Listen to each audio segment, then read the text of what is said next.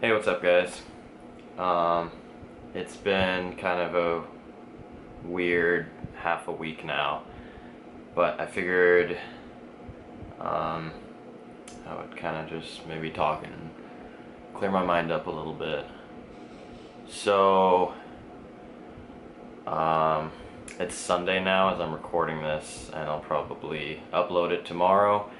But on Wednesday, um, a pretty good friend of mine um, died in a car accident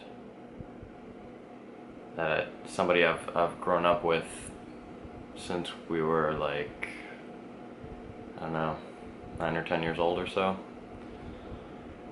And it's just kind of, it's been sometimes like I'm okay, and other times I'm just not okay.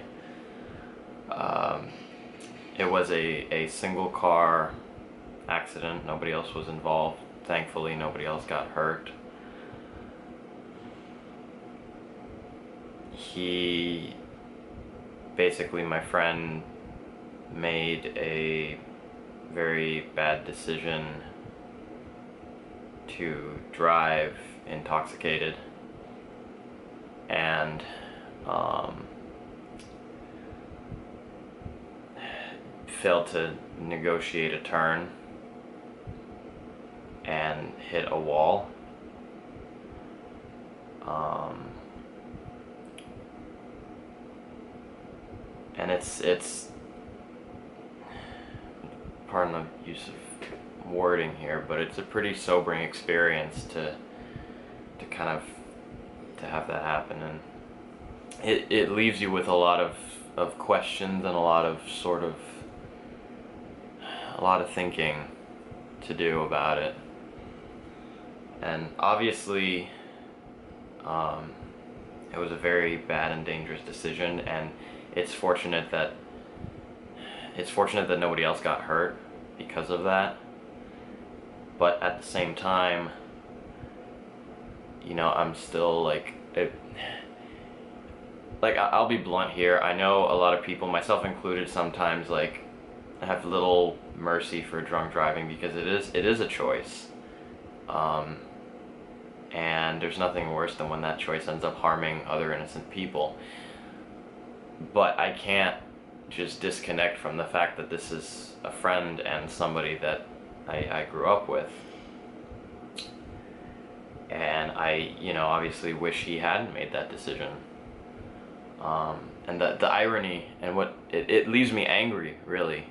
Like, is it like being upset about this has two sides to it. I'm sad, obviously, that I've lost a friend, and that I mean, his mother is just it's bad. But I'm angry about that he made that decision when this is somebody that I used to go hang out with, and he wouldn't even like let me have a drink around him when he knew, like, he wouldn't give me a beer or whatever when he knew that I was riding my motorcycle, because he didn't want to have to be concerned about me. So it's very kind of ironic for him that to turn around and you know this to happen now. um it's just it's a very, I don't know, it's just a really bad circumstance all around. Like, it's kind of, honestly, I don't even know why I'm making this video like this per se. Just kind of need to talk it out, and I guess if it even helps, like, drive the point home more that driving intoxicated, just don't do it.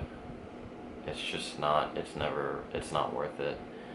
I mean, the crash happened at 4 in the morning, and trust me, I wish that he would have called me and told me he needed a ride. I would have, I mean, I was asleep, but um, I mean, I would have gone. It's never, your life isn't worth, or I should reword that. You're worth inconveniencing maybe somebody else a little bit to go get you and pick you up and drive you somewhere safely, or just get a cab, an Uber, anything, because it leaves a lot of people behind thinking that maybe one little thing here, it's one little decision that has just an unbearable outcome. So I don't know, it's just,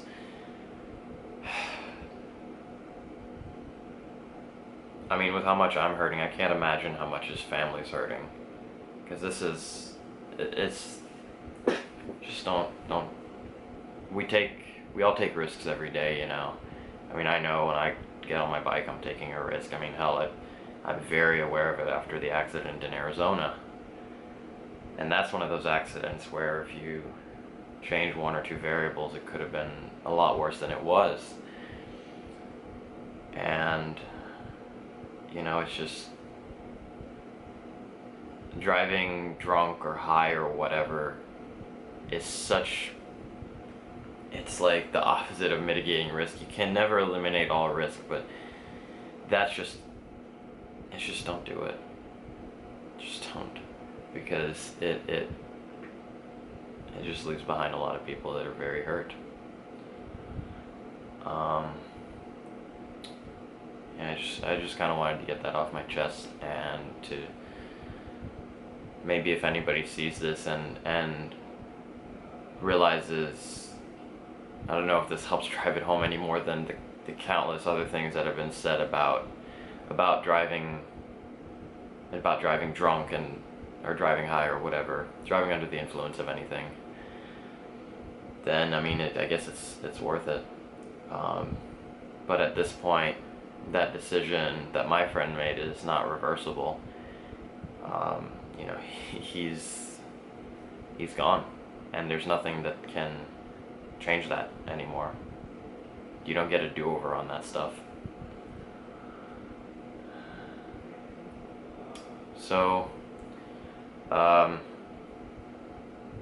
know this is very far from my usual type of video, both in the style and the topic, but yeah, I just kind of wanted to put it out there and just, I don't know, kind of unload where I'm at a little bit right now, because it's just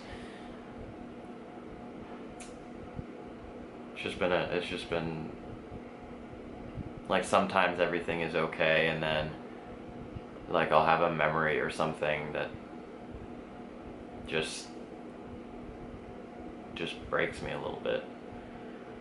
I mean, even a few nights ago, I was riding the DRZ home, and this, like, all of a sudden this car pulled out and was driving a little bit in front of me, and it was the same model and color as his car, and it just kind of, I don't know, it was just a very, very odd feeling.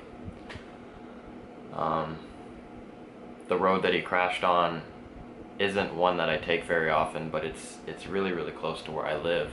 It's like a block away.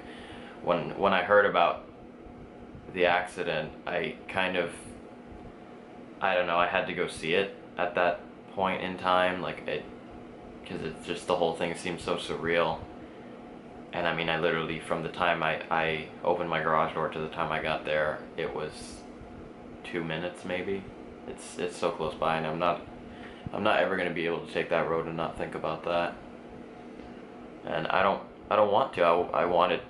It's not something I want to forget. As much as it's a painful memory, it's not. It's important, I think, to remember that kind of thing.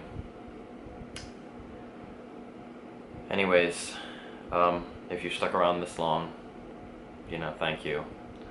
Thanks for watching. But ultimately, the most important thing in all of this is, you know,